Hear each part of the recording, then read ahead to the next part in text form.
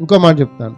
రాహాబు యొక్క పాపములు, ఆమెకి సాక్ష్యాలు లేకుండా దేవుడు ఏం చేశాడు?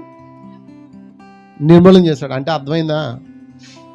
రాహాబు కుటుంబాన్ని కాపాడినప్పుడు ఏం చేశాడంటే, ఆ పట్టణంలో అందరిని ఏం చేశాడు? కత్తివాత అతం చేశాడు. అక్కడ ప్రతిదీ హతమార్చబడ్డారు, చంపబడ్డారు. కారణం ఏంటంటే, రాహాబుతో వ్యభిచరించిన పురుషుల యొక్క సాక్ష్యాన్ని కూడా దేవుడు ఏం చేశాడు అంటే, ఫ్యూచర్లో కూడా పలానోడొచ్చి నేను నిన్ను వాడుకున్నానన్న మాట కూడా రాకుండా చేశాడు. అంటే నా దేవుడు ఎంత గొప్పవాడండి. ఇప్పుడు మన దగ్గరకు వద్దాం. మనల్ని ఏం చేశాడనంటే, ఆమె యొక్క సాక్ష్యాల్ని లేకుండా చేశాడు. మన యొక్క సాక్ష్యాల్ని మరుపురాని సముద్రంలో పాతిపెట్టాడండి. ఎవరో కూడా దాన్ని ఏం చేయరు, తీయడానికి లేదండి. దేవునికి స్తోత్రం. ఆమె ఏమి కలిగి ఉన్నదంటే, ఎర్రని దారం అనే ఒక గుర్తును కలిగి ఉంది.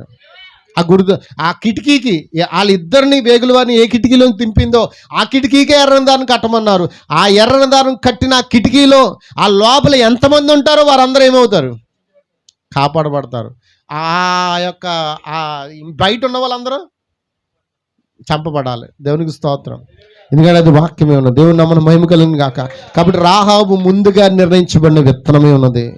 ఆమె ఎవరిని ఆశ్రయం ఇచ్చినో వారిని బ్రతికించింది. తన తల్లిని తన తండ్రిని తీసుకుని రావచ్చునని చెప్పింది. హల్లెలూయా. ఐగుప్తులో నుండి ఇజ్రాయేల్ అప్పుడే విమోచన పొంది వచ్చిరి. ఆ గుర్తు కింద లేని వారందరూ నశించిపోయారు. నిజమేనా? ఇప్పుడు రాహాబుని కూడా ఒక సూచన, ఒక గుర్తు ఇవ్వబడింది. యెహోవా నామము పేరిట దాన్ని ధరించమని వారు చెప్పారు. వర్తమానికుని ఆమె ఎరిగింది. ఉగ్రత దూతయగు యెహోషువను ఆమె ఎరిగి ఉన్నది. అతడు దేవుని యొక్క నాశన దూతగా ఉన్నాడు. ఆమెకు అది తెలియను. అదే ఆమెకు నిశ్చితగా వారందరూ ప్రయాణాలకు ముందుకు తీసుకువెళ్ళింది. దేవునికి స్తోత్రం. ఆమె కేవలం క్షేమం కొరకే దాన్ని నమ్మింది అనుకోవద్దండి. దాన్ని అన్వయించి చూచింది, దాని యందు విశ్వాసం ఉంచింది. నీవు నమ్మవలసింది ఏమంటే, నీ సొంత క్షేమము నీకు కావాలను, నీ క్షేమం కొరకు నువ్వు విశ్వసించవలను. అప్పుడు నీ పూర్తి కుటుంబం కొరకు నువ్వు విశ్వసించి గుర్తును అన్వయించవలను.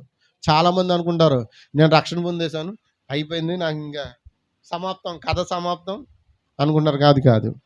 నువ్వు ఎందుకు రక్షణ పొందావని అంటే, నీ ఇంటి వారందరినీ రక్షించుకోవడానికి. దేవునికి స్తోత్రం. హల్లెలూయా. ఆమె అదే చేసింది. నిజమేనా? కాబట్టి రక్షించబడిన వారు ఉంటే ఇప్పుడు ఏం చేయాలి? ఆ టోకెన్ దగ్గర రండి. ఆ టోకెన్ గుర్తు మీ మీద వేయించుకోండి. ఎందుకనంటే, ఒక దినాన నాశనం దూత రాబోతూ ఉన్నాడు. ఈ భూమి ప్రపంచం నాశనం కాబోతుంది.